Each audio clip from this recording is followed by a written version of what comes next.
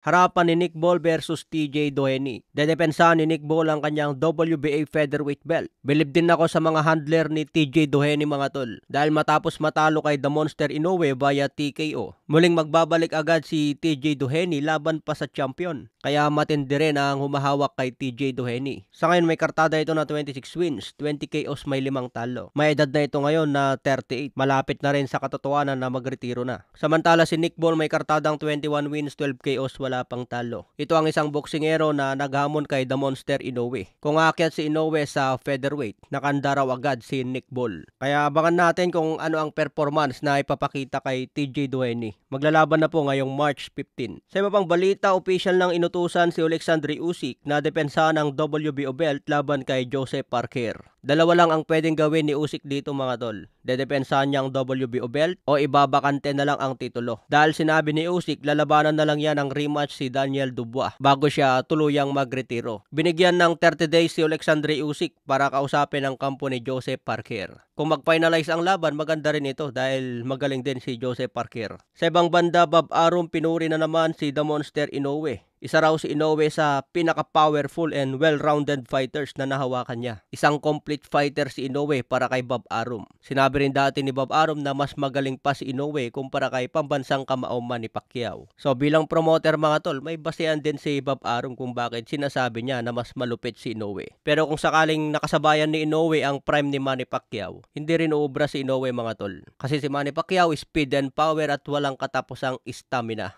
Pero kung sa suntok mga tol, mabilis din si Manny Pacquiao. May footwork din at may lakas. Samantala, pulpak ang abangan natin ngayong Mayo. May 2, May 3, and May 4. May 2 laban ni Ryan Garcia, Devin Haney at Teofimo Lopez. May 3 laban ni Canelo Alvarez kontra William Iscal. May 4 laban naman ni The Monster Inoue kontra Cardenas. Sa iba pang balita, may isang nag-comment sa page ko mga tol. Sinabi niya kinasuhan raw si Ryan Garcia ng taga-Japan dahil hindi niya nilabanan si Anpo. Totoo ba yun, idol? Ayon sa isang report, Fan Mio files lawsuit against Ryan Garcia. Golden Boy over-cancelled exhibition bout in Japan. So kung babasahin po natin yung buong report mga tol. So ang nag-file ng lawsuit kay Ryan Garcia at itong Golden Boy, itong Fan Mio Boxing. Kasi ito dapat ang magpapalabas sa laban ni Ryan Garcia. Sila na ang gumastos sa press conference na nangyari at face-to-face. So dahil gumastos na itong Fan Mio Boxing at pumirma si Ryan Garcia sa isang exhibition match, naghahabol ngayon itong Fan Mio Boxing ng damages. The lawsuit is seeking damages against both Garcia and Golden Boy over the cancelled fight for a breach of contract. So dahil hindi inonor ni Ryan Garcia ang pinirmang kontrata na isang exhibition, may karapatan itong Fan Mio na pagbayarin si Ryan Garcia. Pwede naman magbayad na lang si Ryan Garcia kasi ang inahabol ng lawsuit mga tol, seeking damage. Siyempre hindi ito makaapekto sa laban ni Ryan Garcia. Tuloy pa rin ang laban niya ngayong May 2 kontra Rolando Romero.